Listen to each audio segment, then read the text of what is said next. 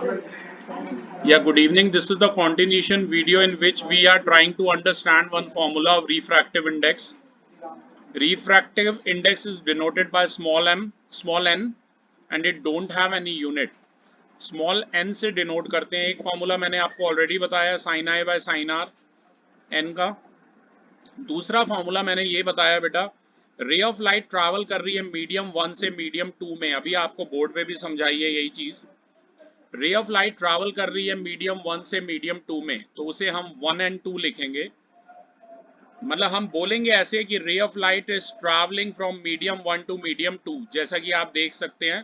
पर ये है रिफ्रैक्टिव इंडेक्स मीडियम 2 का with respect to medium 1. Please ये बात समझिए. पेज नंबर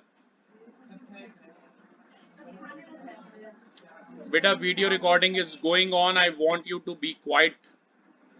पेज नंबर 223 पे ध्यान दीजिए प्लीज, बॉटम पे. आई रिपीट, पेज नंबर 223 पे इस फिगर को देखिए. Ray of light is travelling from medium 1 to medium 2. Suhani, ray of light medium 1 से मीडियम 2 में ट्रैवल कर रही है, पर हम इसे क्या बोलेंगे? This is the refractive index. This is the refractive index of medium 2 with respect to medium 1. इस बात को समझिए अच्छे से, मैं बार बार नहीं बोलूंगा. अगर यहां पर मैंने लिखा है ए एंड डी, तो इसका क्या मतलब है? Ray of light is going from air to diamond. पर ये है किसका? This is refractive index of diamond with respect to air. इस बात को समझ लीजिए अच्छे से. रे ऑफ लाइट जा ए एंड डी में एयर से डायमंड में रही है, पर ये रिफ्रैक्टिव इंडेक्स बोलेंगे कैसे? Diamond with respect to air है. और पहले ए एंड डी लिखा है, मतलब तो स्पीड ऑफ लाइट एयर में पहले आएगी, डायमंड में बाद में आएगी. इतनी बात तो समझ में आ रही है ना? जो पहले लिखा है उसमें स्पीड ऑफ लाइट पहले आएगी, राइट? वो विद रिस्पेक्ट टू बोलने का बस तरीका है. कि जैसे कि आप फिगर इसमें भी देख सकते हैं, फिगर 17 में रे ऑफ लाइट ट्रैवल कर रही है मीडियम 1 से मीडियम 2 में, पर इसे हम बोलेंगे refractive index of medium 2 with respect to medium 1, राइट? अब नेक्स्ट पेज पे आ जाइए बेटा जरा. अभी मैंने फॉर्मूला आपको बताया था 1 एंड 2 का. क्या बताया था? बोलिए, बोलो. Sine i upon sine r तो अलग फॉर्मूला था, ये वाला बोलो. Speed of light in medium 1 upon speed of light in medium 2. मैंने बताया था कई टीचर ऐसे लिख लेते हैं. पेज नंबर 224 लखमीर सिंह में देखिए, कई टीचर ऐसे लिख लेते हैं. Speed of light in medium 1 को क्या लिख लेते हैं? v1 लिख लेते हैं. और speed of light in medium 2 को क्या लिख लेते हैं? v2 लिख लेते हैं. अब 1 एंड 2 का मतलब समझो. 1 एंड 2 का मतलब है speed of light is going from medium 1 to medium 2, rays travelling from medium 1 to 2. पर साफ साफ देखो क्या लिखा है? Refractive index of medium 2 with respect to medium 1. समझ में आई बात? बोलो. टाइम लगेगा, कोई नहीं. बस इतना पहली बात भी समझ में आ जाए तो भी न्यूमेरिकल तुम्हारे हो जाएंगे. अब दो चीजें आती हैं, एक आता है रिलेटिव और एक आता है एब्सोल्यूट रिफ्रैक्टिव इंडेक्स. मैंने हिंट बना रखा है. जिनमें पहला मीडियम एयर या वैक्यूम है वो क्या है? वो एब्सोल्यूट है. एब्सोल्यूट में ए आता है और एयर में भी ए आता है. ऐसे मैंने हिंट बना रखा है. जिन केसेस में पहला मीडियम एयर या वैक्यूम है वो क्या हो जाएंगे? एब्सोल्यूट रिफ्रैक्टिव इंडेक्स हो जाएंगे. सोचो, एयर से रे जा रही है ग्लास में, ए एंड जी, बोलो क्या होगा? एब्सोल्यूट या रिलेटिव? एब्सोल्यूट होगा.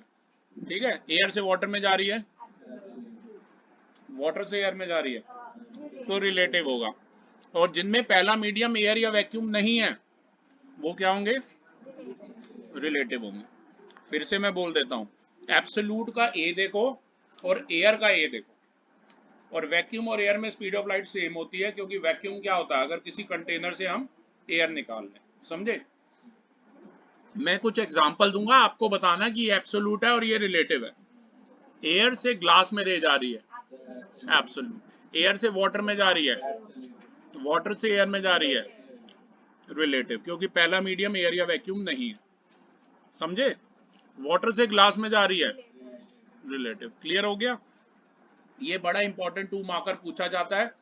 डेफिनेशन आप देख सकते हैं. डेफिनेशन पेज नंबर 224 पे.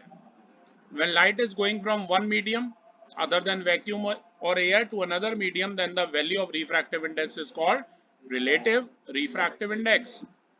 Example, वाटर से ग्लास में जा रही है, WNG या ग्लास से वाटर में जा रही है, ग्लास से एयर में जा रही है। पहला मीडियम बस एयर नहीं होना चाहिए, तो रिलेटिव, अगर पहला मीडियम एयर है तो एब्सोल्यूट। राइट, बड़ा इंपॉर्टेंट टू मार्कर है, याद रखना क्लास। ओके क्लास, इसके अलावा हमने आपको एक टेबल दे रखा है, आप देख सकते हैं, न्यूमेरिकल आपको ऑलरेडी बता दिए हमने वाला। एक टेबल दे रखा है, टेबल लर्न करने की जरूरत नहीं है, नेक्स्ट पेज पे दिया हुआ है। और एक बड़ा और इंपॉर्टेंट क्वेश्चन आता है टेबल डिस्कस, पेज नंबर 225 पे टेबल दिया, वो डिस्कस करने से पहले बता दूं कि रिफ्रैक्टिव इंडेक्स किस पर डिपेंड करता है सुहानी? रिफ्रैक्टिव इंडेक्स डिपेंड करता है नेचर ऑफ मटेरियल मीडियम पे, कि मटेरियल मीडियम का टाइप क्या है, इस पर डिपेंड करता है। और वेवलेंथ ऑफ लाइट यूज पर डिपेंड करता है, कि जिस भी वेवलेंथ की लाइट हम यूज कर रहे हैं। आपको पता है रेड कलर की वेवलेंथ सबसे ज्यादा होती है विबग्योर में, और वॉयलेट की सबसे कम होती है, राइट। तो 589 नैनोमीटर तक की ये वेवलेंथ रेंज है सोडियम लाइट की, ठीक है ना। एनीवेज, यहाँ पर एक टेबल दिया, लर्न करने की जरूरत नहीं है, बस टेबल पढ़ लेना, इसमें डिफरेंट रिफ्रैक्टिव इंडेक्सेस गिवन है, और तनिष्क हमें रीड करके बताएगा कि किस किस के क्या क्या रिफ्रैक्टिव। यहाँ देखो Here 1.003, ice 003 पॉइंट के बाद वाले डिजिट को हमेशा सिंगल रीड करते हैं। ice 1.31, water 1.33, alcohol 1.36, sulfuric acid 1.43, kerosene 1.44, turpentine oil turpentine होता है तारपीन का तेल, ठीक है, 1.47। ऐसे और भी डिफरेंट, डायमंड का जैसे सबसे ज्यादा रिफ्रैक्टिव इंडेक्स है, ठीक है। इसके अलावा कुछ और फिनोमिनास भी थे पहले इस सिलेबस में, क्रिटिकल एंगल, या डायमंड इतना ज्यादा कभी सोचा ऐसे स्पार्कल क्यों करता है? क्योंकि डायमंड में लाइट अगर आती है तो वो ट्रैप अप होके रह जाती है, वो बाहर नहीं जा पाती। क्रिटिकल एंगल वगैरह ये सब चीजें थी, पर अब ये सिलेबस से हट गई है, राइट। तो अभी तो फिलहाल आप इतना ही पढ़ लो, वही बहुत है। Thank you.